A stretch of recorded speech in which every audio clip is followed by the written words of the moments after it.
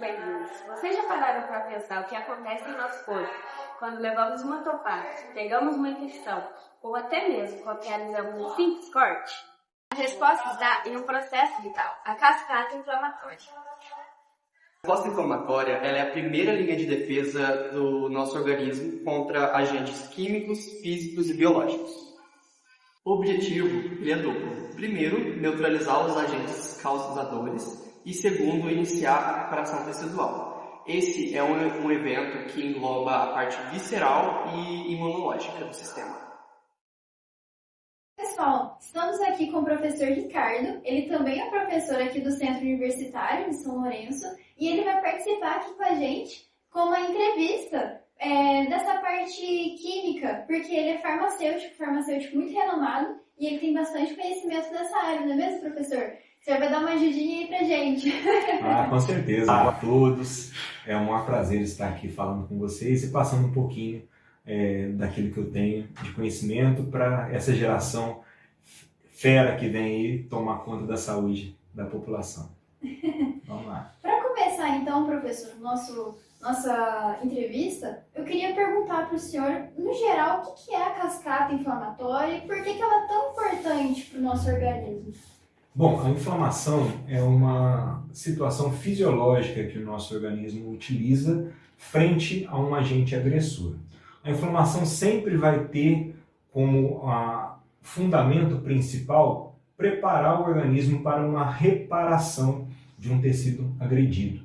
Só que muitas vezes essa situação não ocorre devido à gravidade do agente agressor, da própria ação inflamatória, onde o tecido pode passar a situação que é conhecida como necrose, ou seja, a morte tecidual. Mas quando a inflamação traça um curso que é aceitável, ele sempre vai preparar o tecido para que ele seja regenerado, é o que nós conhecemos como a cicatrização tecidual. Temos dois tipos de inflamação. A aguda, que ela é rápida, mas ela é essencial para o nosso corpo. A gente também tem a crônica, que ela é bem mais perigosa e ela pode ser muito persistente.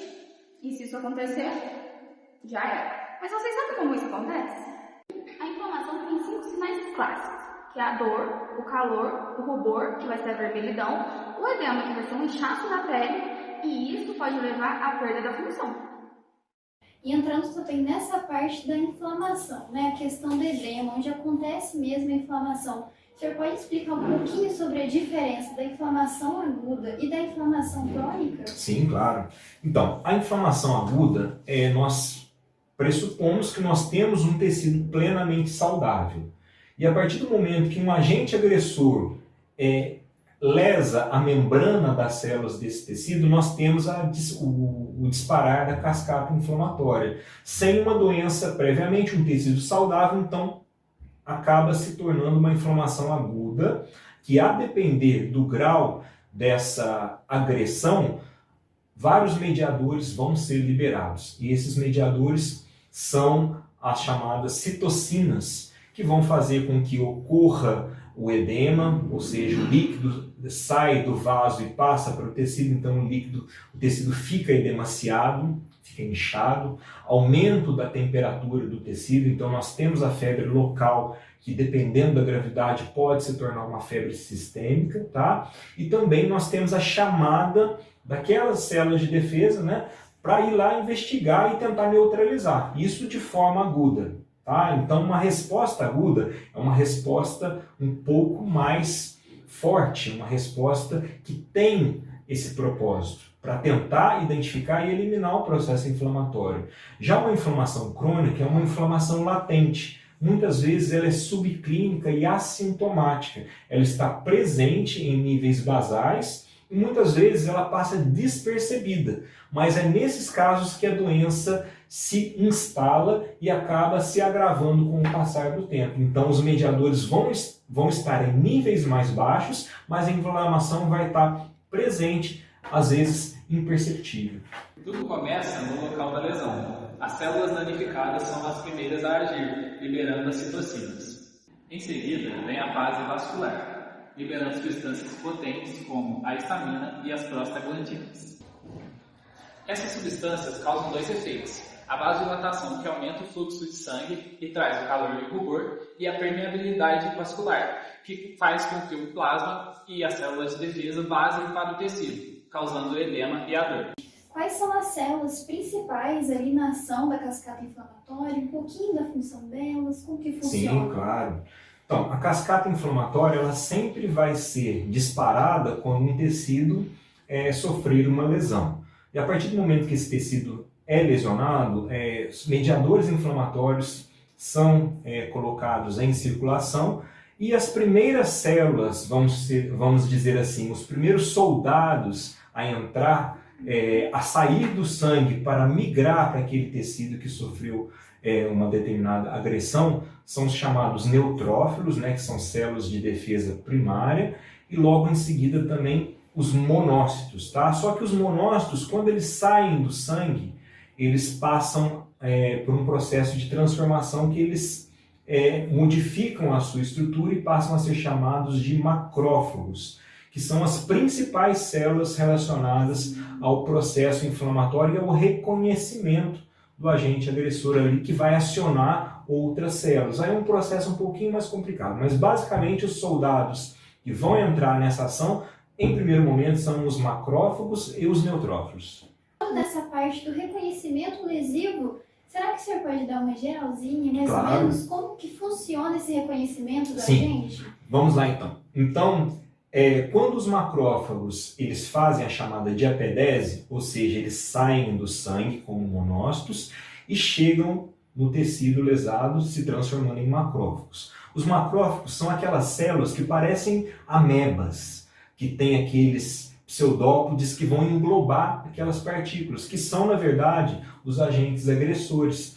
Então, o macrófago, quando ele engloba um agente agressor, ele tem receptores que vão identificar o tipo de agente agressor. E dependendo do tipo de agente agressor, esses mesmos receptores vão recrutar outras células que irão desenvolver a nossa resposta imunológica, que seja uma defesa celular ou seja uma defesa humoral. O que é uma defesa celular? É quando as células vão batalhar diretamente contra o agente agressor. E a defesa humoral?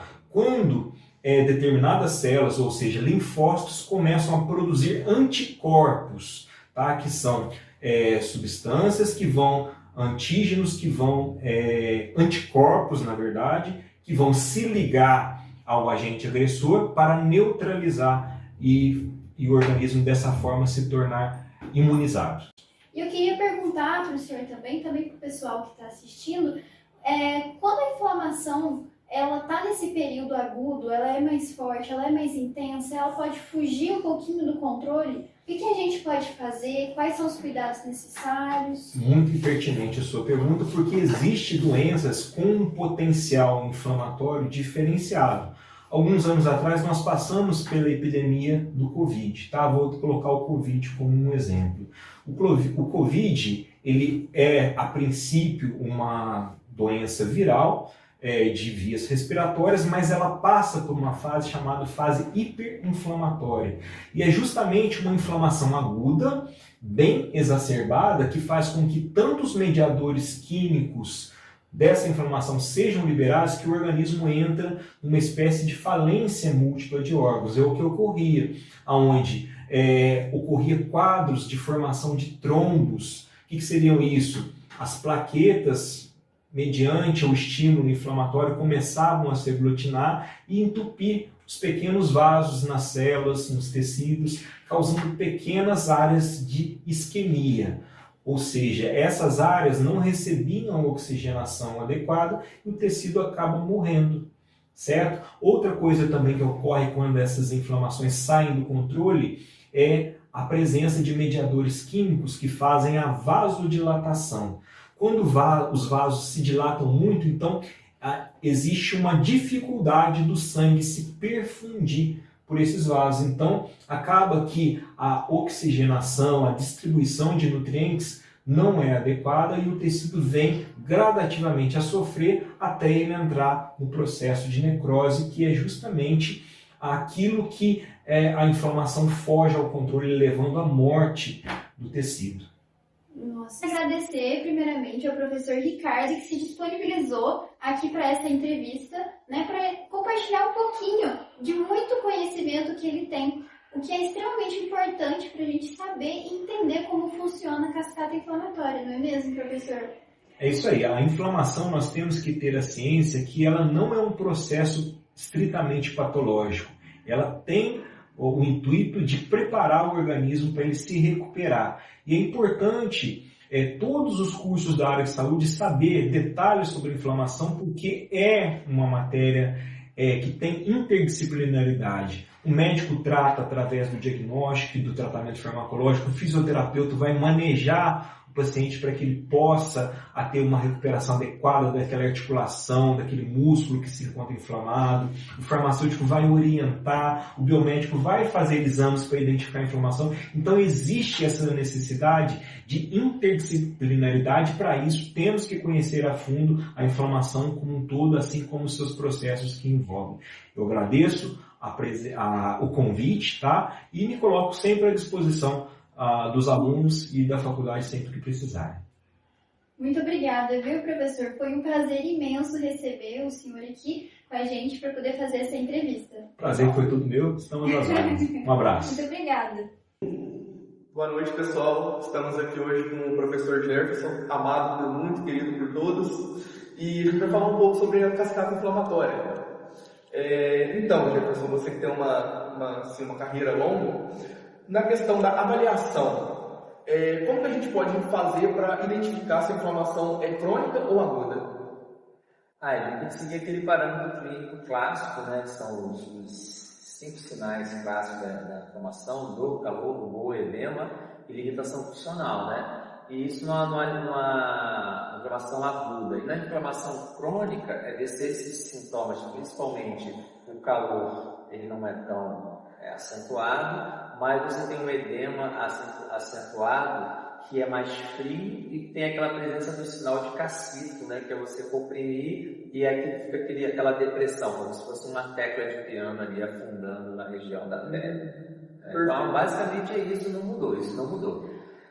Principalmente se for uma inflamação que tenha como história um trauma, né?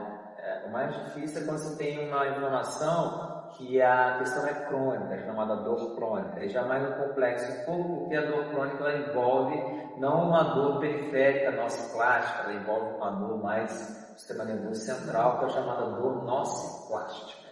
Perfeito. E qual seria a abordagem do tratamento para uma inflamação crônica e uma aguda?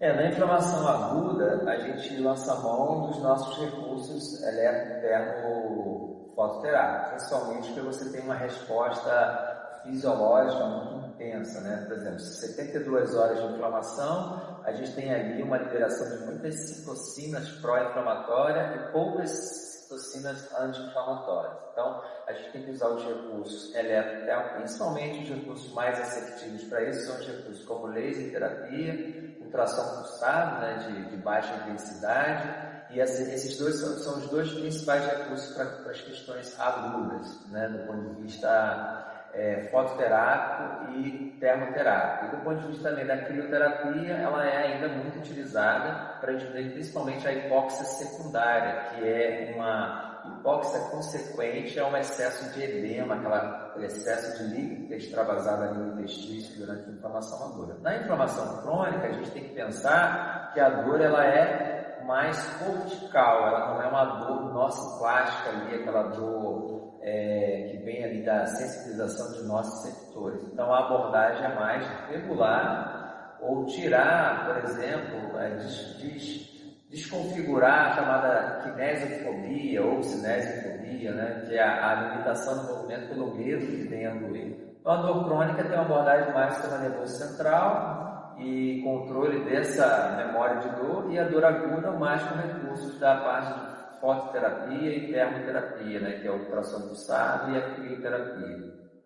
Perfeito. Com a base que você tem nos seus anos de atendimento, qual que é a importância da gente saber identificar e ser certeiro no tratamento?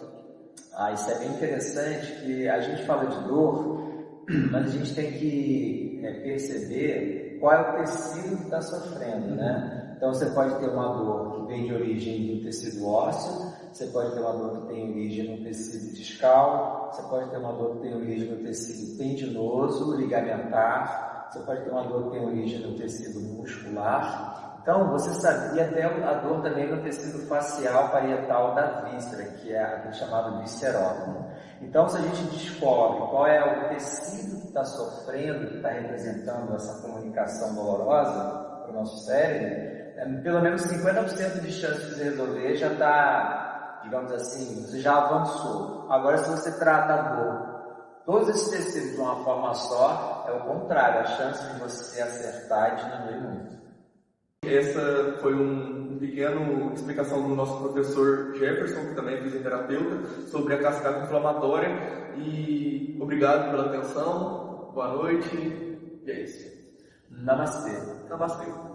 Espero que tenham compreendido a importância desse processo. Até mais!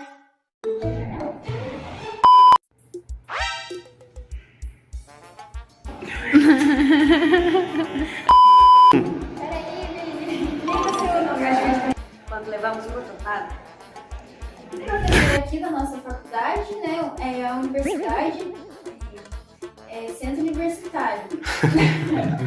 Eu acho que você não pode falar a bola. De novo?